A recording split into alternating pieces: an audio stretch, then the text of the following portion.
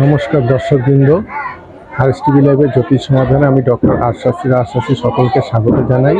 এখন চলছে নবরাত্রি। মা কামাখ্যা, মা দুর্গা সবই শক্তির রূপিণী, শক্তির দেবী।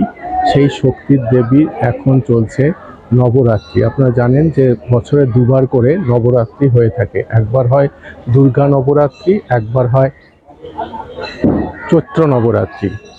তো এখন চলছে দুর্গা নবরাত্রি, এখন দুর্গা পূজা। এই সময় মা কামাখ্যা, মা দুর্গা শক্তিরূপিণী কত দেবী রয়েছে, সেই দেবী শক্তির নটি শক্তির আলাদা আলাদা করে রাতের একটি পুজো হয়ে থাকে। এই যে রাত্রিব্যাপী যে পূজা, সেই পূজাকে বলা হয়ে থাকে নবরাত্রি পূজা।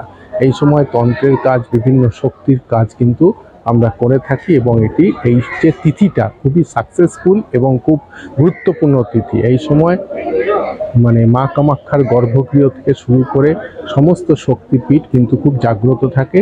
তো এই যে 9 রাত্রিব্যাপী যে পূজা অর্থাৎ নবরাত্রি, এই নবরাত্রির প্রাক্কালে এই শুভক্ষণে শুভ তিথিতে আমি ডক্টর রাজশাস্ত্রী আমার পক্ষ থেকে এবং আমার চ্যানেলের পক্ষ থেকে সকল দর্শকবৃন্দকে নবরাত্রির প্রীতি শুভেচ্ছা, আন্তরিক অভিনন্দন।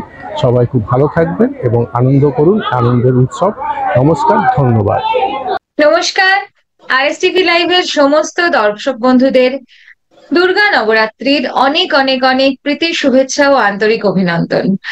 এই নবরাত্রিতে মা দুর্গাকে রূপে অর্থাৎ শক্তির রূপে আরাধনা করা হয়। এই প্রত্যেকটা দিন, প্রত্যেকটা তিথি অত্যন্ত শক্তিশালী এবং প্রত্যেকটা তিথি নিজ মহিমায় মাহাত্ম্যপূর্ণ।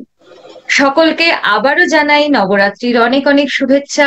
ভালো কাটুক, আনন্দে ভরে উঠুক উৎসবের দিনগুলো। শুভ নবরাত্রি।